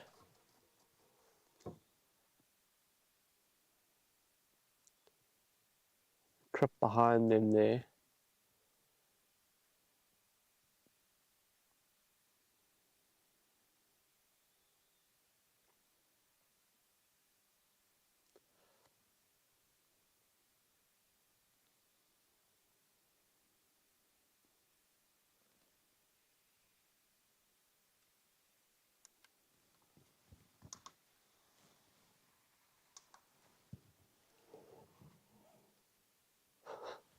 Shame.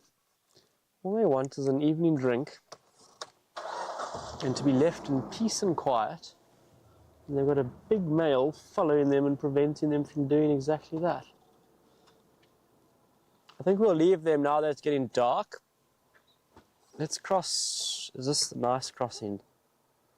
There. Or should we check Lemonduring Crypt? Lemonduring. Maybe we should do that. Let's do that. We won't do a dam tour, we'll do a crypt tour. I don't think we've been past Lemonduring for a while. We'll go and check that one out and then decide from there where we want to go.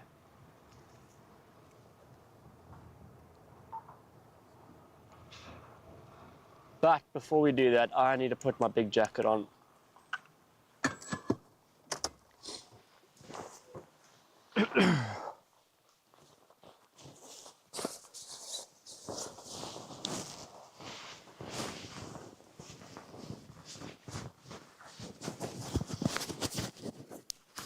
remember to take my lights and move it around.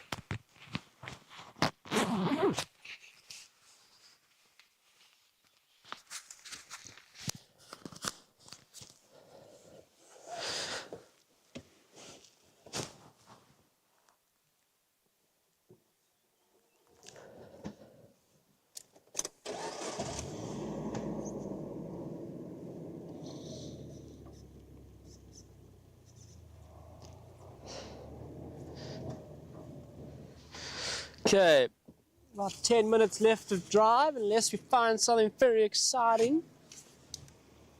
So that's why I think we change the plan a little bit and go to Lemonduring and see if there's anything there, having an evening drink. Maybe we get lucky with a civet, since I spoke about them earlier.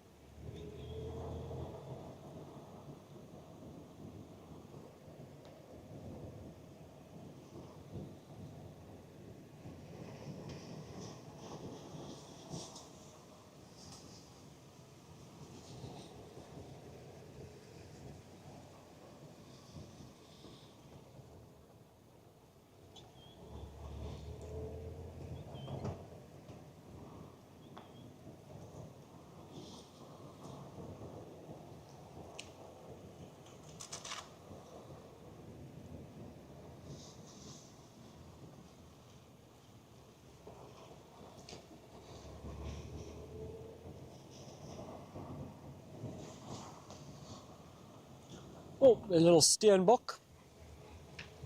Actually seen a few steenbok here in the last couple of days. Not something that you often see on the Rietspruit Game Reserve. Duikers are plentiful, but steenbok are a little harder to come by.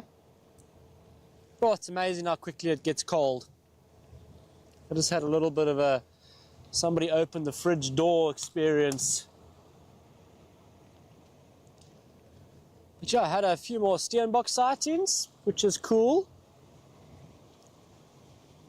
They're very pretty little antelope. I also saw a thick-tailed bush baby last night. That would be quite nice along the deep slope.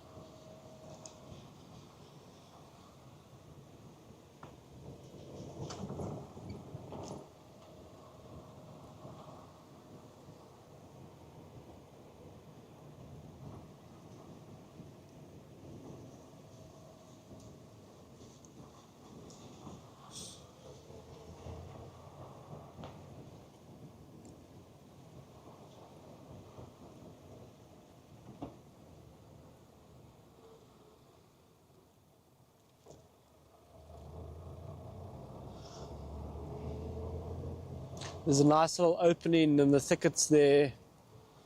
And whenever I drive past there, I tend to think maybe I'll see a leopard standing there or walking there. Oh, there's an owl. That's nice, a little spotted eagle owl for us. Oh, he just flew away. That's not very nice of it. Just went into there. It was sitting so nicely on this dead tree next to the road. And it gracefully flew off. Here's another one of these little openings that at night especially just shine the spotlight and find a leopard sitting there or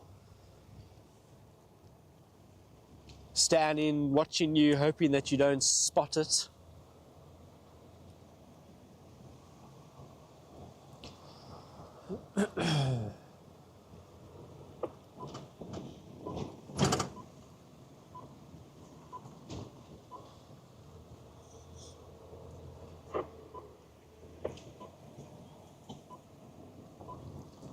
Michael mentioned earlier in one of the species that he would love to see on safari is a pangolin.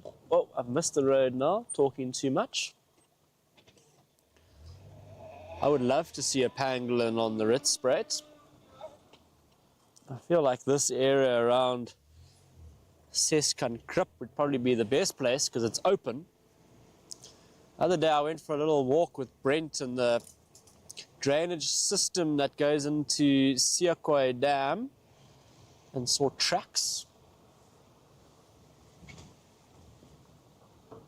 For the first time I've seen tracks of a pangolin.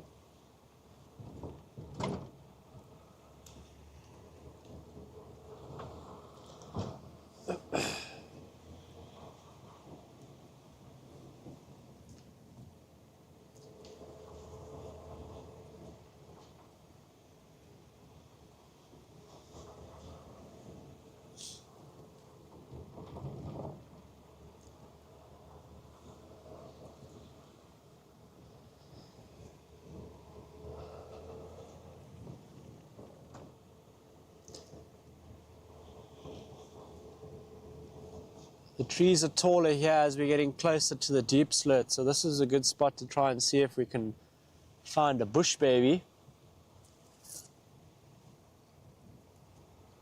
Also a lot of acacia species here. They do like sort of taller knobthorn stands. They can stick their fingers into the tree's vascular system and get out some gum. All those sugary compounds which should be highly sought after at this time of the year in winter.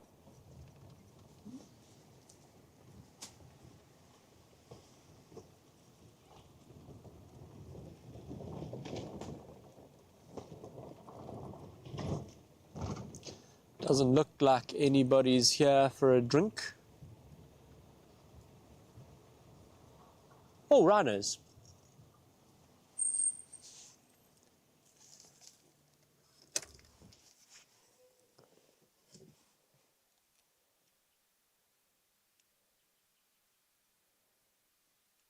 I'm not going to put the light on them for too long.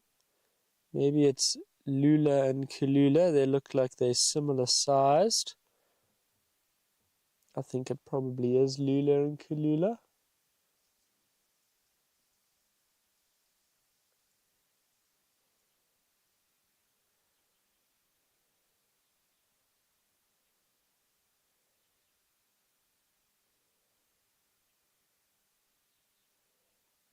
Had their evening drink and now they're going to wander off.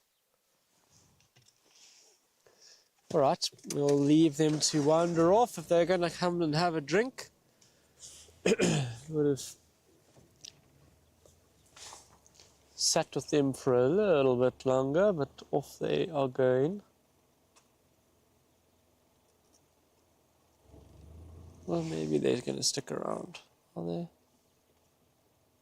No, it's not Lula and Kalula. It's a female with a young male.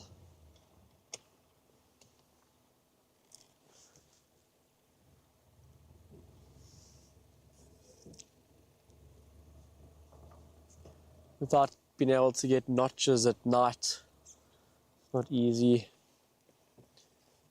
I think we'll just leave them be.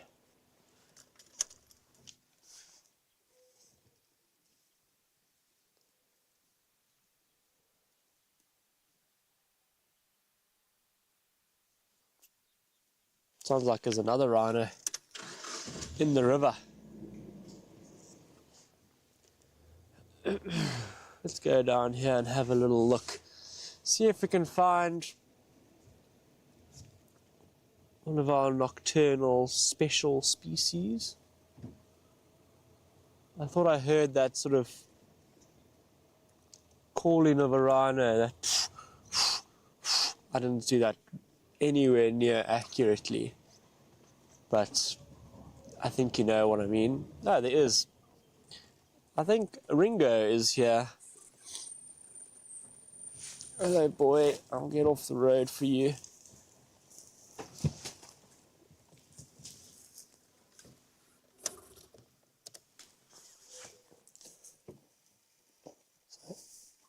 The road is a lot lower than the car. It is Ringo.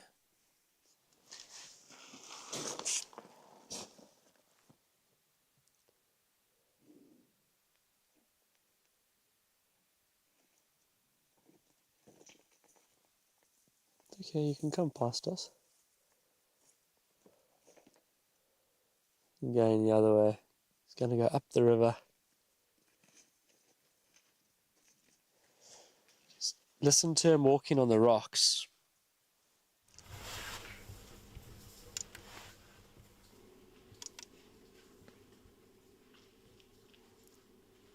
The deep slit's very stony. And he's just navigating those rocks as he's walking around there. You can hear him.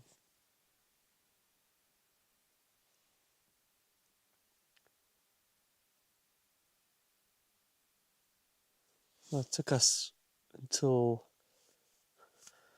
after the sun had set to find the rhinos that we set out for.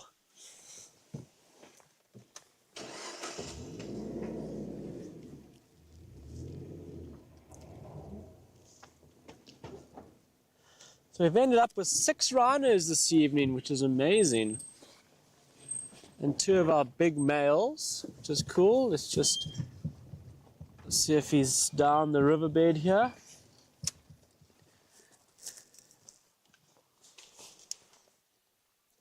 And off he wanders down the deep slit.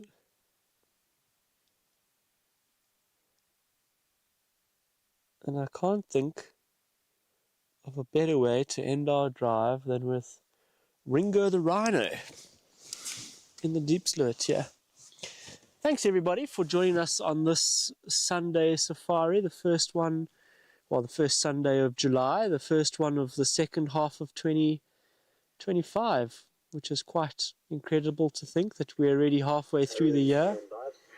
And that from here, the days get longer and our summer months start creeping in again.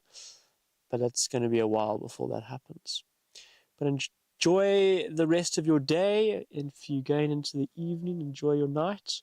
And I will see our pack members tomorrow for pack chat, where we can maybe get into more of the nitty-gritty parts of the pack chat as it is, of what the happenings are here on the Rietspruit. But if you're not joining us tomorrow night, we'll see you in a month's time. Until then, take care.